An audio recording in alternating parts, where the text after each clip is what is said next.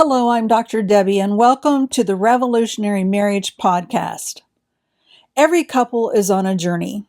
Some are stuck in the past, some are racing toward destruction, and some, they're actually heading in the right direction, but they're going at a painfully slow pace. Today, we're talking about the evolutionary marriage, the caravan of covered wagons inching forward under a blazing sun, wondering if they'll ever arrive. We first looked at the regressionary marriage, the wagon stuck in the mud, and in the last episode we explored the reactionary marriage, the runaway wagon on fire. Today we turn to the evolutionary marriage. These couples have brought their covered wagons together with other couples to form a caravan that makes some progress, but it was going really slow and it's costing a lot of time, energy, and money. Like the couples they know, they're settling for the status quo, that is, for good enough, because they believe that's all there is. Picture a caravan of covered wagons strung for miles across the wide open prairie. The direction is right, the wheels are turning, but the progress is slow, painfully slow.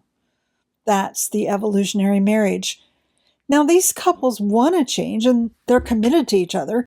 They've put in a lot of work, but they're merely inching forward under a blazing sun, carrying heavy loads and pull to maintain the status quo of their community. They wonder if they'll ever get the kind of marriage they long for. Now, Mark and Ellen had been married for 22 years and they were good people. They loved their kids and they weren't fighting all the time, but they were disconnected. Their conversations were shallow. Their intimacy was minimal. So they found a counselor, and for 5 years, every Tuesday night, they sat on that sofa. Slowly, things improved a little. Mark learned to listen a little more often, and Ellen learned to express herself with a little less criticism. Disagreements were less likely to turn into long periods of silence. There was less tension when Mark came home, but after 5 years and thousands of dollars, they realized something. Their marriage was stable, but it wasn't transformed. It was better, but it wasn't extraordinary. They'd made it down the road, but the journey left them weary. So why do couples end up in an evolutionary marriage? One reason is traditional methods. Most counseling is problem-focused and it digs into needs, hurts, and history. Now that can be helpful, but it's a slow process. Another reason couples end up in an evolutionary marriage is limited tools. Couples often learn to manage conflict, but not to connect at a deep level that rekindles their passion for one another. They learn how to communicate better about the day-to-day, but not well enough to create and embrace a vision for the future. And another reason, low expectations. Some couples believe marriage is supposed to be difficult and painful. They settle for better than before instead of better than ever. Sarah and James were another evolutionary couple. They'd been married 18 years. When they came to me, they said, "We've already done counseling," and they had. They learned skills to fight fair, whatever that means. They practiced I statements, awkward. They learned a complicated and time-intensive paradigm to manage conflict. They also did a group Bible study with other couples and actually helped organize their church's annual couples retreat. But here's what Sarah said. "We're not fighting as much, but we're not really in love either." James added, "It feels like we're business partners. We get along okay, but the spark is gone."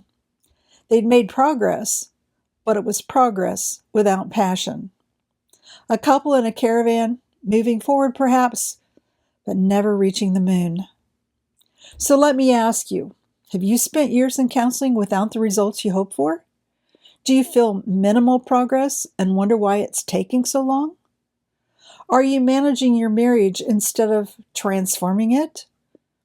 If so, you may be in an evolutionary marriage. Now, the caravan isn't all bad. It's steady, it's safe, but it's not the right vehicle for transformation. And deep down, you know you were made for more than just steady and safe. And the cost is significant. Yes, you avoid divorce. Yes, you find more stability, but you also lose time. Years you can never get back. Your children grow up while the covered wagon inches forward with a caravan. Opportunities for joy slip away. Dreams of a vibrant marriage fade into, at least we get along. The cost isn't just time, it's the slow erosion of hope. It's the quiet resignation that this is as good as it gets. It's watching the spark fade, not because you don't care, but because you're too exhausted to reignite it.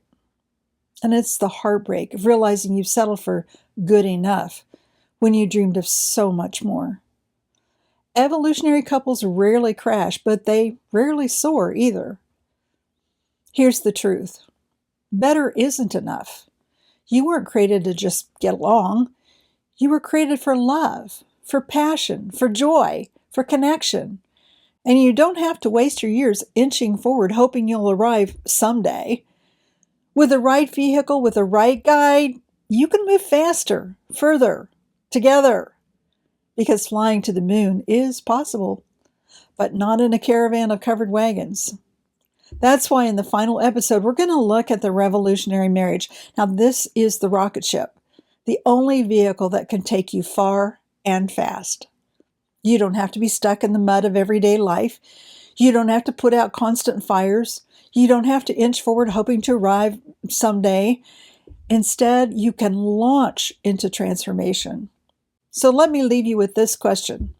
Do you want to spend years in a covered wagon caravan, slowly inching forward, exhausted, weary, and wondering if he'll ever arrive? Or do you want something different? Because I created Revolutionary Marriage for couples who are ready to board the rocket. It's not about managing conflict. It's about reigniting passion. It's not about crawling forward. It's about soaring. So let me ask you this. How much longer are you willing to trudge along, exhausted and wondering if you'll ever arrive? If you're ready to leave the caravan behind and board the rocket ship, to reignite passion, to reconnect, to create the marriage you've always dreamed of, I'd love to be your guide. Let's stop trudging and start flying. You'll find all the details to get started at revolutionarymarriagecoaching.com. In the meantime, thanks for watching this episode of the Revolutionary Marriage Podcast. If this was helpful, be sure to like, subscribe, and share it with someone who needs to hear it. And I'll see you in the next video.